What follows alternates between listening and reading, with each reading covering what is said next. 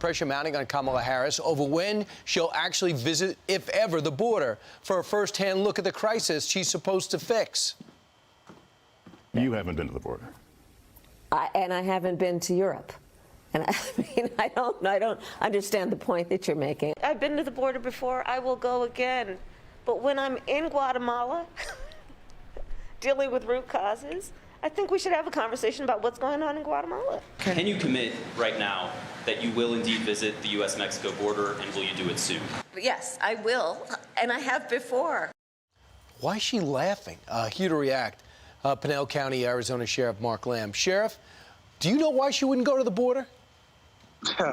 Look, we're as confused as obviously she was after that question. Look, this is our vice president who says to Lester, I don't even know what you're asking here. Listen, Kamala, if you don't know what he's asking, then you're definitely not the right person for the job. And she keeps proving time and time again why she's not the right person for the job. This is an important issue for her. That's why she's not coming down. And we are left to only believe that this is exactly what they want. They want this chaos that is coming into this country. That's why they refuse to address it, and her in particular. And it's not a laughing matter. Shame on her. So, you know, people focus on Texas. It's terrible in Arizona. I've talked to you enough to know that, and you see the exasperation of the attorney general as well as the governor. They don't seem to care. Is the theory, Sheriff, if I see it, I own it? If I'm actually seen at the border with these soft facilities which are filled with children and the chaos of other children being dropped over the wall and the Border Patrol rounding up thousands, if she's seen with this, she'll actually have to own this? Yeah, Brian, you're probably right. If she's seen with it, they have to own it. It's almost like a little kid where if they just ignore it, it's not a problem. But it is a problem, Kamala. I'm telling you it's a problem, and we all know it, and the American people know it. They're wise to it. They know this, and yet they refuse to address it. She refused to come down here. You know, and they keep saying that they're addressing the root problems down in places like Guatemala.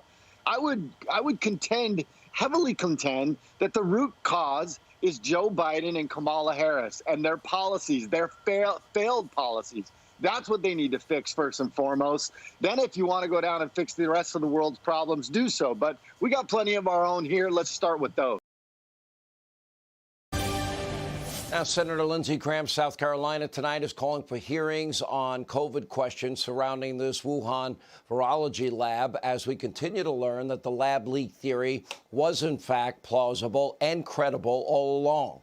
We're also learning that a 2020 report utilized by the State Department concluded that a lab leak was plausible, even as Dr. Doom and Gloom, Dr. Flip-Flop Fauci, was downplaying and dismissing the notion, despite being warned about the possibility in his private emails. And breaking tonight, get this, a new study from the Cleveland Clinic is finding that unvaccinated people who had COVID have zero difference in reinfection compared to those who had the virus and then also took the vaccine. Translation, what they are saying tonight, it doesn't look like there's a need to vaccinate those people that had the virus. It looks like Senator Rand Paul was right again. Here to react to all of this, South Carolina Senator Lindsey Graham. Well, let's first start with this Cleveland Clinic and this new knowledge saying, yeah. And by the way, a lot of doctors that I've been interviewing on my radio show and elsewhere, they've been saying the same thing. Even if your antibody levels go down, you have T-cell immunity where your body would recognize if, in fact, COVID was reintroduced to your body. Well, why does this matter? It matters a lot because you got a limited amount of vaccine. So if, in fact, people have had COVID-19 previously, don't need the vaccine, that frees up a lot of shots for people throughout the world, right? So science matters here, but the big story, this is the Russian dossier all over again. This stinks to high heaven. This is Labgate, Chinagate, call it whatever you want to call it. Remember when Donald Trump suggested this came out of China and there was a lab leak? Remember that? Senator Cotton did the same thing. And by the way, everybody in the world knew that they studied coronaviruses, and we all knew that they did gain-of-function research. Yeah, we all knew that, and we knew they had leaks out of the labs in the past. But on February the 19th, 2020, when we first had the first cases in January, 27 scientists signed a letter that said, conspiracy theories do nothing but create fear, rumors, and prejudice that jeopardize our global collaboration in the fight against this virus. In other words, 27 scientists signed a political document shaming Cotton and Trump and anybody else, shutting them up. The media took it and ran, and it changed the course of the election. Why? Because, number one, these scientists are tied to this lab. They were covering their ass. They put out a letter, not based on science, but a political document trying to destroy the credibility of people who were suggesting it came out of the lab. Why does this matter? If Trump was right about the lab leak, it would change the image the public had of President Trump regarding the coronavirus. More importantly, if it came out of the lab in China, he was right that it was the China virus, and the 2020 election would have been about who could hold China accountable, Trump or Biden. Who would you want in the room to hold China accountable for infecting the world with the coronavirus? Trump or Biden? Is that a rhetorical question? Because the answer is pretty obvious. Yeah. I think Putin is going to eat Biden's lunch. And I think President Xi would eat Biden's lunch, which is frightening for the U.S. and, frankly, embarrassing. But here's what we do know. 10 days after the first identified case of corona, January 31st, the day that Donald Trump put the travel ban in effect that Joe called xenophobic and hysterical, that very same day, Dr. Fauci received an email saying that it looked like the genome sequence showed manipulation in a lab of the virus. That's 10 days after the first case in the U.S. Then we see a series of emails, I would call them CYA emails, talking about whether the NIH funded this, whether or not gain of function research was being done with American money, and outright panic by Fauci. But Fauci went before Congress, and he said things that directly contradicted what we now know was in his own emails. Well, it's more important than that. You know, you did a hell of a job explaining the Russian dossier to the American people, how they ignored every stop sign. They wanted an outcome. Not only did Fauci ignore the warnings, on February the 19th, a couple of weeks after the first case, 27 scientists produced a letter shaming those who suggested the lab leak theory, calling them conspiratorial, that you're a right-wing nut, marginalizing President Trump and Tom Cotton, because if Trump was right, it would have changed the outcome of the 2020 election, I believe. And if we could have proven, and early on in 2020, it was a lab leak coming from China, not occurring naturally, the public would want revenge against China. And who would they turn to? Biden or Trump? I think this letter by these scientists was orchestrated by somebody to shoot down the idea of the lab leak because they were worried about their own ass being in a sling because of their relationship with China.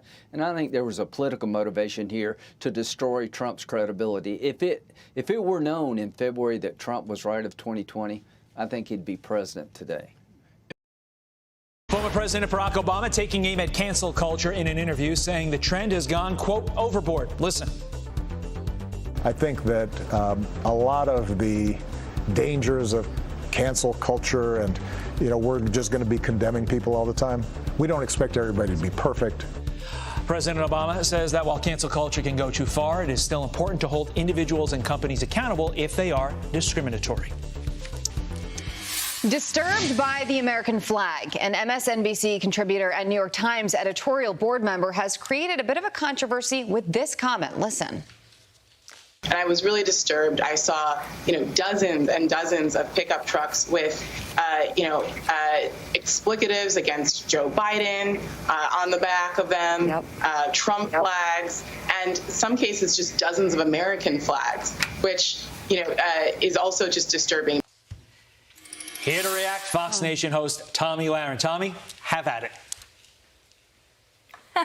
Well, can you imagine being to the point in this country where you can be on the liberal left and be so offended, so triggered by the American flag, to which I say there are about 200 other countries in this world. Go find one if the American flag triggers you so much. But, this is part of an ongoing problem. We know that the left has been very obvious and very clear about how they feel about a lot of our patriotic symbols. They used to say that the conservative movement, the right, didn't have a monopoly on patriotism, but now in the last several years, they've made it very clear that they don't want to have any part of that patriotic message or those symbols. But at the end of the day, this goes even further than that. The left hates the fact and hates the idea that there are other ideas. They don't like seeing Trump flags. They don't like seeing American flags. They don't like to see anything that challenges their worldview. They think that we should all fall in lockstep with what they believe, how they vote, how they see the country politically, and anything else to the contrary of that offends them, triggers them, and they're hoping to essentially cancel anything that doesn't agree with their worldview and what that makes them feel comfortable. Well, here's what she says on Twitter, quote, "I see him being trolled with the American flag this morning.